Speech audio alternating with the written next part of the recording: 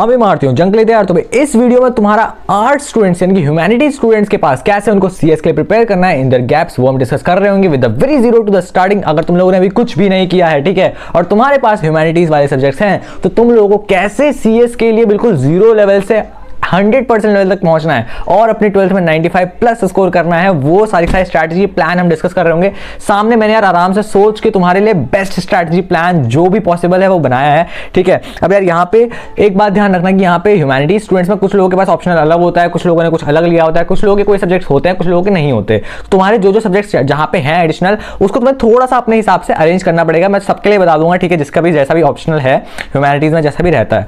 तो first of all अब तुम्हारा जो नेक्स्ट एग्जाम होने वाला है that is like going to be 11th March को इंग्लिश का, ठीक है। हो सकता है इसके अलावा इसके बीच में भी कोई हो, अगर ऐसा कोई एग्जाम है तुम्हारे इसके बीच में भी, या फिर जो भी मैं एग्जाम्स की डेट्स बोलूंगा उसके अलावा भी तुम्हारा कोई एग्जाम है, तो प्लीज मेरे को कमेंट में बता देना, ठीक है, और बाकी अपडेट वगैरह कर देना इससे रिलेटेड। तो फर्स्ट ऑफ ऑल अभी प्लान के अकॉर्डिंग 11th मार्च को तुम्हारा इंग्लिश का एग्जाम होने वाला है डायरेक्टली, और तब तक इसके गैप पर कोई भी एग्जाम नहीं है। यानी कि अभी ये वीडियो जब मैं बना रहा हूँ ये हमारा 1 मार्च है, ठीक है, 1 मार्च को ये वीडियो अपलोड हो रही है, तो फिर वहां से लेके तब से लेके 1 मार्च से लेके तुम्हारा ओवरऑल सीएस का एग्जाम यानी कि 29 मार्च तक क्या प्लान रहने वाला है वो बता रहा हूं। तो 11th मार्च को तुम्हारा इंग्लिश का एग्जाम है, तो ध्यान से समझो 11th मार्च के लिए इंग्लिश का इतना सारा गैप है, तो इस गैप को तुम लोग यूटिलाइज कर सकते हो सीएस के लिए, ठीक है। तो करना क्या है, देखो ध्यान से समझो, तुम्हारा 1 तारीख से लेकर 7 तारीख तक का स्पैन ऑफ टाइम है ना, यहां पे तुम डेडिकेटेडली सीएस के लिए पढ़ो, ठीक है। और बाकी जो बचा हुआ टाइम रहेगा दैट इज क्या, 8 तारीख 9 तारीख और 10 तारीख यानी कि 8th of March, 8th 9th 10th of March ये तुम्हारा इंग्लिश रहेगा, और 11 तारीख को तुम्हारा इंग्लिश का एग्जाम तुम देकर आ जाओगे। यानी कि क्या मतलब है कि इंग्लिश के लिए तुम्हें सिर्फ 3 दिन देने हैं, और यार मेरे हिसाब से इंग्लिश 3 दिन में हो भी जाता है, पॉसिबल भी है, ठीक है, और तुम लोग करते भी होगे, ठीक है। बाकी जो तुम्हारा रिमेनिंग टाइम है लगभग 7 दिन, 1 तारीख से लेकर 7 तारीख तक तुम्हें सिर्फ और सिर्फ सीएस पढ़ना है। अब वो सीएस पढ़ना कैसे भैया, क्या करेंगे हम उस टाइम पे, कहां से रिसोर्सेज फॉलो करना है, वो सब कुछ भी बता रहा हूं। सबसे पहले समझो तुम्हारा जो सिलेबस है, ठीक है, फर्स्ट टास्क तुम्हारा होना चाहिए कि तुम सिलेबस कंप्लीट करो। सिलेबस कहां से कंप्लीट करोगे, तो ब्रेनबस्टर्स की सीरीज हमारे यहाँ पे आपको मिल जाएगी, डिस्क्रिप्शन में लिंक मिल जाएगा, कहीं भी लिंक मिल जाएगा, चैनल को चेकआउट कर लेना, ठीक है। पूरा का पूरा क्लास 12 कंप्यूटर साइंस का सिलेबस कंप्लीट करवा रखा है इन 1 शॉट्स, ठीक है। तो वो बहुत इजी टू अंडरस्टैंड 1 शॉट्स है, सब कुछ कवर हो जाएगा। नाउ कम्स द क्वेश्चन कि भैया अगर हमने 11th भी नहीं पढ़ी, 12th तो बिल्कुल ही स्टार्ट नहीं की, तो फिर हम क्या करें उस केस में, यानी कि अगर हमने 11th का भी कोई बेसिक्स नहीं है तब हमें क्या करना है। तो देखो ट्राई करो, सबसे पहले आपको क्या जाना है कि आपको पाइथन का जो रिवीजन टूर वाली वीडियोस हैं, ब्रेन बस्टर सीरीज की 2 वीडियोस है पाइथन रिवीजन टूर की, पाइथन रिवीजन टूर 1 और पाइथन रिवीजन टूर 2, इन दोनों को देखो। और अगर इन दोनों को देख के तुम्हें कुछ लेवल की अंडरस्टैंडिंग समझ में आ रहा है कि हाँ यार इस टाइप के क्वेश्चंस हैं, यहाँ पे ये लॉजिक है, लॉजिक वगैरह अगर तुम्हारा फॉर्म हो रहा है, बिल्डअप हो पा रहा है, जो कि मैं कह सकता हूँ कि 90 से 95% स्टूडेंट्स का बिल्डअप हो जाएगा।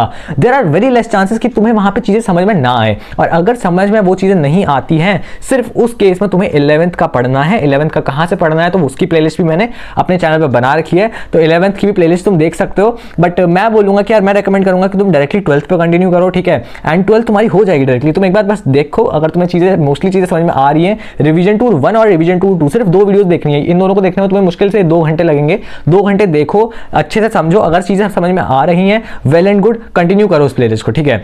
और उसके बाद अगर वो नहीं समझ में आ रही तो तुम 11th की चीजें देख सकते हो, थोड़ा बहुत समझ सकते हो, ताकि तुम्हें बेसिक से ज्यादा अंडरस्टैंडिंग मिल जाए।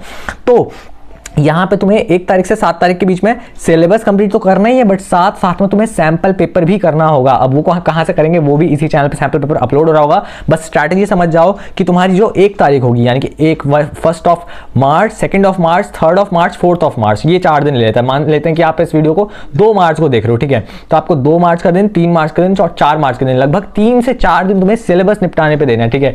सिलेबस मैं बोलूँ तो फिर देखो ओवरऑल जो लगभग तुम्हारा सिलेबस 20 घंटे का, ठीक है, जो वीडियोस हैं वो 12 से 14 घंटे तक की वीडियो है, इतने में सब कुछ हो जाएगा।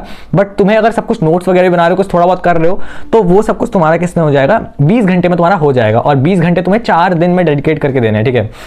इसके बाद ध्यान से समझो, यहाँ पे सिर्फ सिलेबस कंप्लीट करने की बात नहीं है, तुम्हें साथ में चाहिए होंगे नोट्स, ठीक है। अब जिन लोगों के पास ऑलरेडी नोट्स है उनके पास तो वेल एंड गुड, बट अगर तुम्हारे पास नोट्स नहीं है तो please go and purchase the toppers package, ठीक है, ब्रेन बस्टर सीरीज का। उसमें तुम्हें सिर्फ नोट्स नहीं, नोट्स के साथ यार 100+ output based questions, cheat sheets और टॉप 10 फाइल हैंडलिंग के क्वेश्चंस भी मिल रहे होंगे at a very affordable rate, ठीक है। तो जाओ, डिस्क्रिप्शन में लिंक है, चेकआउट करो, बहुत ज्यादा हेल्पफुल होगा, ठीक है। इस समय तुम्हारे पास टाइम बिल्कुल भी नहीं है कि तुम हैवी सुमिता अरोरा पढ़ो, ठीक है, हैवी सुमिता अरोरा पीटी और ये सब पढ़ो, तो बेस्ट चीज़ इसको उसको रेफर करो और उनकी प्रिंट आउट करवा लो साथ साथ में, नोट्स का स्पेसिफिकली प्रिंट आउट करवा लो और उसके बाद उन नोट्स से पढ़ो, ठीक है। बहुत बढ़िया नोट्स बनाए, सब कुछ तुम्हें उसमें इजीली समझ में आ जाएगा। उसके बाद तुम्हारा सिलेबस कंप्लीट हो जाएगा तुम्हारा 4 तारीख तक। उसके बाद बचा हुआ 5, 6, 7, ठीक है। 5, 6, 7 तारीख की जो 3 दिन है, इन दिनों में मैं जो है इस चैनल पे सैंपल पेपर की वीडियो अपलोड कर रहा हूँ, तो वो तुम्हें जरूर से देखनी है, ठीक है। सैंपल पेपर की वीडियो देखना, समझना कि सैंपल पेपर में क्या क्या टॉपिक्स है, क्वेश्चंस वगैरह। तो जब तुमने एक बार सिलेबस कंप्लीट कर लिया तो सिलेबस में मैंने साथ साथ में बता भी रखा है कि इस टाइप के क्वेश्चंस आते हैं, और जब तुम सैंपल पेपर देखोगे सॉल्व होते हुए तब तुम्हें समझ में आएगा कि अच्छा कैसे क्वेश्चंस आएंगे एग्जाम और किस तरीके से क्वेश्चन को सॉल्व करना है, ठीक है। तो यहाँ पे इतने टाइम तक तुम्हें अपना सैंपल पेपर और सिलेबस कंप्लीट कर लेना है। इसके बाद बचा डेट इंग्लिश के लिए प्रिपेयर हो जाएगा, 11 तारीख तक तुम्हारा इंग्लिश का एग्जाम हो जाएगा। इसके बाद यार कुछ स्टूडेंट्स के पास हो सकता है हिंदी एज देयर सब्जेक्ट हो। अगर आपके पास हिंदी है तो उस केस में तो यार आप सिर्फ हिंदी के लिए प्रिपेयर करो, ठीक है, क्योंकि आपके पास 12, 13, 14 3 ही दिन हिंदी के लिए होंगे, एंड मुझे लगता है कि साल भर में कोई भी हिंदी नहीं पढ़ता है, तो 3 दिन तुम लोग हिंदी के लिए डेडिकेट कर देना, ठीक है। बट अगर तुम्हारा हिंदी नहीं है तो उस केस में यार तुम्हारे पास डायरेक्टली तुम्हारा एग्जाम 19 मार्च को होगा इको का, ठीक है। तो 19 मार्च को इको का एग्जाम होने वाला है, और यहाँ पे तुम्हें लगभग 7 से 8 दिन का गैप इको के लिए मिल रहा है, ठीक है। तो तुम क्या कर सकते हो कि तुम 12, 13, 14, 15 यानी कि 11 तारीख को इंग्लिश का एग्जाम हो गया, फिर 12, 13, 14, 15 ये जो 4 दिन है यहाँ पे तुम सीएस और इको कंबाइन करके पढ़ो। चाहे तो तुम इसको ऑल्टरनेट डेज कर लो कि एक दिन सीएस पढ़ ली, एक दिन इको पढ़ ली, या तो फिर तुम एक दिन में दोनों सब्जेक्ट पढ़ सकते हो अगर चाहो तो फिर, ठीक है।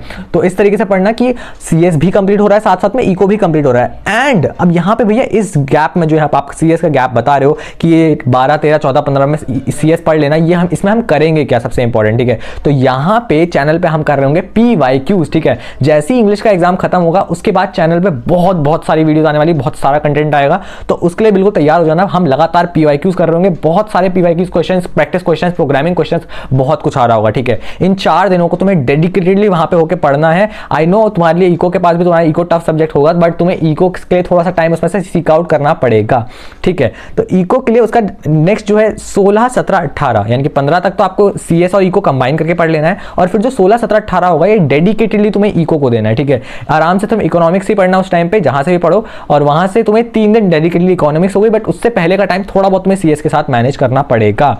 एंड देन लास्ट में हमारा आ जाएगा इको का एग्जाम हो जाएगा। उसके बाद तुम्हारे पास बचेगी 21 और 22 तारीख, ठीक है, जिसका फिर पॉल साइंस का एग्जाम है। 22 तारीख को पॉल साइंस का एग्जाम होगा, तो तुम्हारे पास 20 और 21 तारीख बचेगी सिर्फ 2 दिन पॉल साइंस के लिए। तो उस दिन में तो तुम ऑब्वियसली पॉल साइंस पढ़ोगे।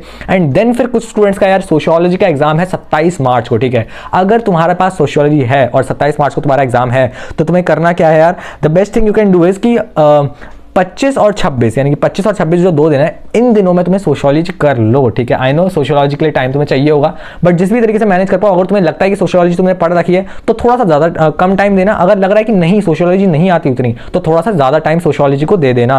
बट मेरा कहने का मकसद है कि यहाँ पे जो सोशियोलॉजी से पहले का गैप है, यहाँ पे मिनिमम तुम 1 से 2 दिन दे दो CS के लिए, ठीक है। 1 से 2 दिन CS के लिए तुम दे दो, क्योंकि यहाँ पे तुम्हें क्या करना होगा, जो ऑलरेडी वीडियोस अपलोड हुई हैं, पिछली वाली जो वीडियोस उतने टाइम में चैनल में अपलोड हो गई होंगी इको वगैरह की प्रिपरेशन के टाइम पे, तो वो सब तुम्हें फिर से कवर अप करनी पड़ेंगी, ठीक है। और प्लस साथ में इंपॉर्टेंट क्वेश्चंस, इंपॉर्टेंट टॉपिक्स, ये सब कुछ भी चैनल पे अपलोड हो रहा होगा उस टाइम पे, तो तुम्हें वो सब कुछ उस टाइम पे कवर कर लेना है, राइट।